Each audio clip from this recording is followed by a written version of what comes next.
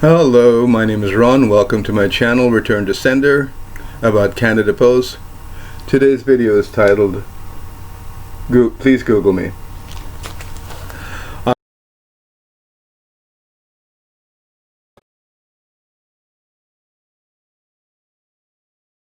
Details. I have a collective agreement that guarantees me certain rights based on quite a few clauses, and two of those are actually on the wall. Actually, even though you're only seeing two, there's actually three that I'm actually going to point out. On my left are two letters, two documents, one about Great West Life, can't speak, they've actually had a name change, and the other is about a medication I took called apotrazodone. The reason the two are tied together, when I was racially profiled in 2005, I had difficulty sleeping, and I developed really bad insomnia, and my family doctor at the time prescribed this medication.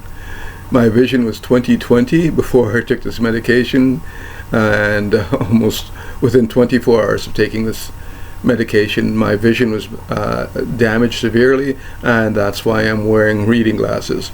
And on my right, you're seeing two pay stubs. I apologize for the lack of focus, but it's from a peer, Jim, as well as myself. So those are the two pay stubs that you're looking at, and I believe the amount is about $105 that Jim was paid in the same pay period as myself. And when we had a chat, he told me he had no idea why he received that pay from the union, and there was no such pay for myself. He didn't make any grievances of any kind on his own, and yet he was paid an extra $105 and some change. So I'm about to read the statement now, and here we go. You may learn more about the man behind Return to Sender by Googling Phipps versus Toronto Police Services Board. Again, back to the collective agreement. I believe it's Article 5 that provides clauses for protection from discrimination. Neither Canada Post or CUPW offered me any assistance when I was racially profiled, and in fact, the only time they actually spoke to me about this was after an article appeared in the Toronto Star, and I was pulled into a meeting and actually ripped a new one for about 2 hours. Here we go.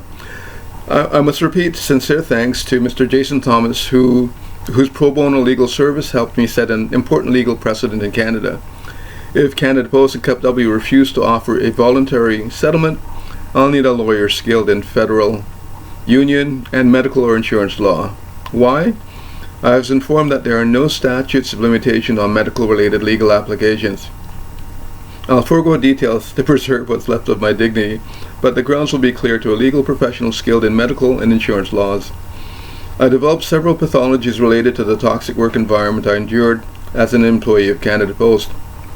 On that note, every insurance plan has a master policy, even group plans. I asked Canada Post, CUPW, and Great West Life, I believe they're now called Canada Life, for a copy of our group insurance benefit master policy, but no entity complied with my request. My polite and respectful communication was witnessed by my now ex-wife and my brother. Canada Post has the option to act in good faith and create a workplace worthy of using the word Canada as part of its name. I'm publicly stating that Canada Post has my verbal as well as my written consent on many occasions to reply to all parties when a CC recipient is noted. Why? From the first day I reported to a depot as a letter carrier, supervisors asked me to arrive early. They used me to complete a service called streeting for other carriers. For clarity, if a route had 10 different streets, I pre-sorted mail into individual streets by name to speed up mail sortation. On a good day, after helping another carrier, clerks, or the floor person for an hour or more, I'd be assigned to almost always the longest and heaviest route in the station that no other carriers wanted. On bad days, after the same routine, I had to go to another station where another overassessed route was waiting for me. Most days I worked over 12 hours without proper overtime pay or overassessment pay. Instead of compensating me fairly, the interview from Mr. Doherty captures proof that I was ordered to work before my official start time and validated I paid for medical notes. Before being tricked into resigning, a senior carrier told me that when a disciplinary meeting is held, management is obligated to remove 2 hours of work from the carrier or pay 2 hours of overtime. No idea if this is factual, but if true, almost daily I was subjected to unsanctioned meetings that added anywhere from 30 minutes to 2 hours to my workday. At Willowdale D, the union shop steward role was often vacant, and when I asked for forms to complete a grievance, I was told they were out, or there was a 15-minute interrogation about why I needed form. To limit these toxic workplace interaction with management, I simply typed my own grievance sheet and was told by union staff at the Scarborough local office that my form was satisfactory. I submitted all unresolved grievances in 2013, and I'm still waiting for a resolution. If you work in a unionized company, do your best to get a lawyer. My application to the CIRB was a colossal waste of time. All Cup W did was respond, "We're working on it," and that was enough for the CIRB. In 2025, Cup W does not even reply to respectful emails from me for an application form to apply for disability benefits. Cup W is guilty of unfair representation, and Canada Post is guilty of race-based pay equity violations beyond ruling, where the Supreme Court of Canada finds wage discrimination at Canada Post based on largely female group of employees receiving lower pay than largely male comparator group. Thanks to you in advance if you choose to take a stand in defense of those in need. More to follow. Thanks for watching.